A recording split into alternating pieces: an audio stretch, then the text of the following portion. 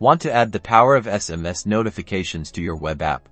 Let's dive into connecting Messagebird's API with PHP to do just that. First, head over to Messagebird.com and sign up for a free account. This gives you access to the API keys you'll need. Once you're logged in, find your API keys in the dashboard. You will see both a test and a live key.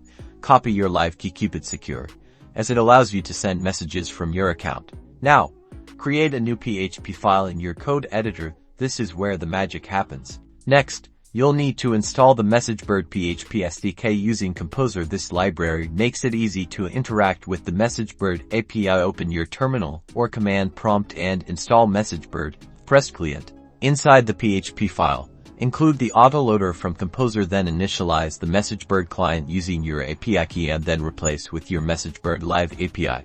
Create variables for the recipient phone number and the message you want to send. Make sure the number is in the correct international format, e.g., including the country code. Then, use the Messagebird client to send the SMS message with your sender ID. Your message sender ID either can be your company name or a number. Save your PHP file, open your terminal, and navigate to the directory where you have saved the file. Then run the PHP script in terminal. And there you have it. A text message has been sent to your phone. Integrate this code into your application to automate SMS notifications, alerts, and more. Don't forget to consult the official Messagebird API documentation for more advanced options.